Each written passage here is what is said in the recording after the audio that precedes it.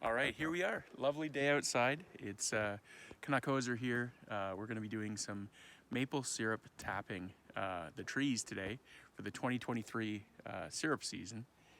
I've got our buckets all laid out here on the ground. We've got 2 trees right here. We've got a few more trees scattered around the property that we're going to be tapping today. So I'm going to walk you through the process of how this goes. First of all, you need a maple tree. Ideally, you'd have a maple tree that's wide enough that you're not going to kill it. So I think the recommended rule for 1 tap per tree is coming about 4 feet up off the ground. You want it about 10 inches in diameter. This tree is definitely big enough.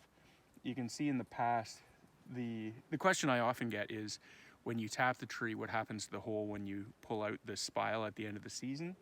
So you can see here, this is where I've had a tap before. I've had a tap here before. I've had a tap here before, and I've had a tap here before. So the bark you see is a little bit split, but the hole fills back in. You can see on this tree too, here's an old hole. Here's an old hole. Actually, that's a good example right there. Can you zoom in on that a little wee bit? You can see how the bark is split, which is not great, not ideal, but the hole itself heals. It itself heals. There's another one down here that's filled up. And so what we're going to be doing today is we're going to be putting in 8 buckets. I don't do a lot of trees. I don't tap a lot of trees. It looks like as my trees mature, I probably could be tapping maybe 12 to 15 trees. But at some point, like, it's not the way I use, the way I evaporate the sap off, which is how you get from sap, like the fluid that flows out of the tree down to the maple syrup. Is not a very cost-effective way. I use propane, like a propane turkey fryer. Not a cheap way to do it. In fact, it would be almost cheaper for me to buy my syrup than to make syrup. If you're into big production, you'd use like diesel or wood-fired or something far more efficient. Plus, then you'd use other methods to get the water. What you're basically doing is you're taking the sap that flows out of the tree, which is the food of the tree, basically. That has some sugar content in it, I think it's about 2% in sugar maples, and you're extracting the water and you're making it a concentrate, basically. You want to get it to, you want to get it to something called 66 bricks, which is like the content of sugar that you want, sugar to water ratio, so that you have finished syrup. Anything that's too thin will mold over time, or freeze if you put it in a freezer. Anything that's too thick will crystallize out a solution, so you end up with a bunch of sugar on the bottom of your container, which neither situation is great. The mold you can deal with, even though it sounds disgusting. You can skim off the mold and then reboil it and refilter it, and you're good. It's fine. It's safe to eat. So what we use for tapping trees is you need to actually put a drill to the tree. I have a specialized tree tapping bit here. I don't know why, I think it's 3/8 inch or 5/8 inch. Maybe it's 5/8 inch. Oh, it says on it, but my old eyes can't tell. I've marked here with just masking tape how far I actually want to go into the tree, because the bit theoretically could go, this far or more into the tree. I don't want to do that because I'm using these types of bits. They're called tree saver bits. They're just a plastic, they're called spiles, or not bits, spiles.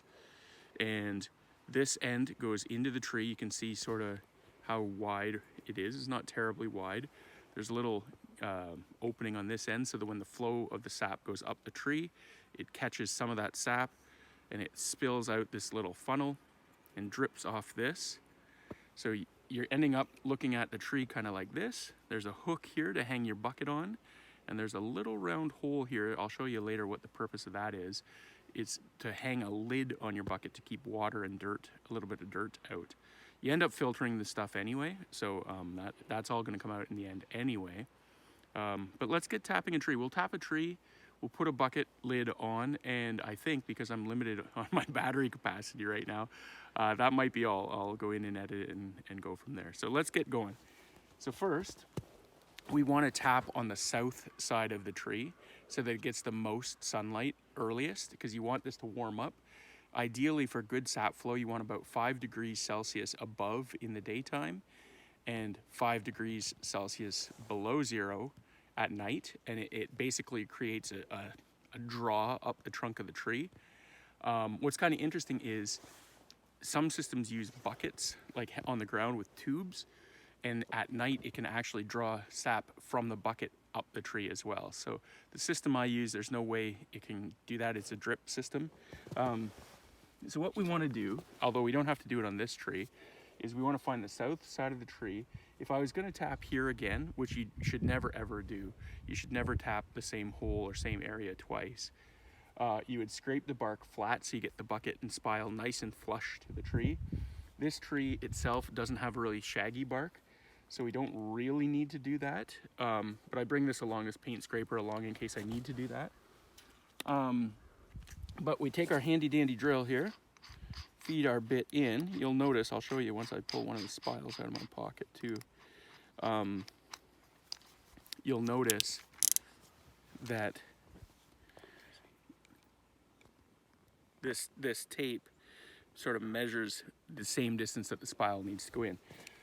So we're going to try to go up and down the tree about a foot from any other recent tap, and ideally 4 to 6 inches around the circumference to avoid sort of having too many holes in the same area. The question I've had asked before is, can you re-drill an old hole and re-tap the same place over and over again? And the answer is not really. The scarring that's caused when the tree heals doesn't allow good sap flow. I mean, you could theoretically, I guess, but you would have very, very poor sap flow. So we've found the south side of our tree. We have a nice flat surface. This is going to be a little bit low to the ground where I'm tapping because I'm trying to avoid past holes. Other years I'm going to have to go up a little bit higher and wait for these to seal up a little bit more. So when you drill, you want to go up on an angle instead of flat, just a slight angle so you get the flow of the sap down into the bucket. So we're going to move our bucket out of here's our bucket. Here's one of our buckets. That hole on that side is where that hook, it hangs on the tree. We'll talk more about that in a sec. So actually, we're going to go right about there on an upwards angle a little wee bit.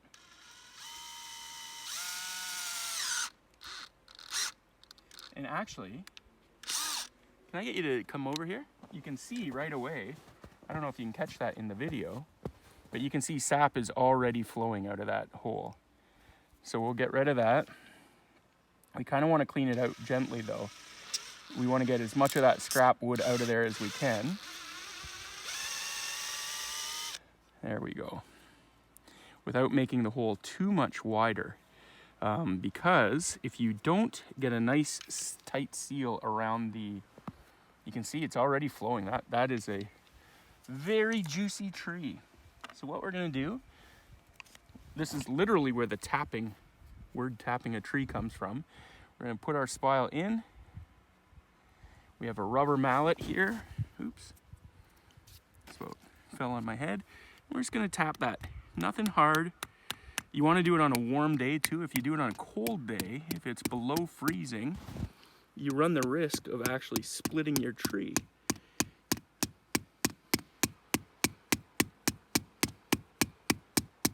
All right, that should be a good seal, actually. We'll find out in a day or two. You can tell if look at that flow already. So here we go. Season has been, oh, there's a little bit of bark in the tree from the drill, or in the bucket from the drill. We'll get that out of there.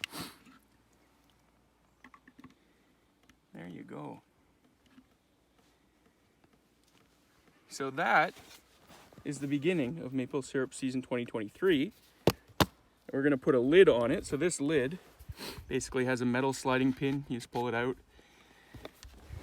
You center it on the bucket. You feed it back in, and remember I said there was a hole on the top. Well, that sort of locks the lid to the tap. So we're just gonna put that through, and there we go. It hangs there. It's kind of wibbly wobbly. It's not meant to be a permanent solution by any means. It's only here for a couple weeks. So you open your lid every day, you come out, and you gather your sap into larger pails, and then you bring it somewhere. I bring it outside. I keep all my boiling outside. I don't have a sugar shack. Because I don't have enough trees tapped and enough volume to offset the cost of a you know, $30,000, $40,000 setup. So what we're gonna do is we're gonna let that run today. It's gonna run probably today, it'll run into tonight. And then once the weather gets too cold tonight, it'll stop flowing. And so instead of the sap running up the tree in the daytime, the sap internally will flow down the tree at night and then back up in the daytime. Tomorrow should be another good day of sap flow. And then there's a couple days that it doesn't get above freezing, and it will not really flow on those days. There's an off chance there'll be a little bit of flow if you have enough sunlight on the tree that sort of artificially absorbs the wood would sort of heat more than the air around it. But you're not going to get a lot of flow on days below 0 degrees Celsius. So here we go. Yeah, you can see there. I don't know if the video catches it, but you can see the rate of flow, like sort of a drop every maybe 3/4 of a second. I've seen it faster. I've definitely seen it slower. I'm going to be putting up 8 buckets. Ideally, on a good day, on a good 24-hour span, 8 buckets would net me maybe 40 liters of sap. And so just to give you a reference, when you boil down sap to get to the right concentration, you need approximately, it depends on the type of maples you have, but you need approximately 40 liters of sap for 1 finished liter of maple syrup. Early on in the season, the syrup will be a lot lighter in color, a lot more golden, kind of like vegetable oil, and it will have less maple flavor, but the same sugar content.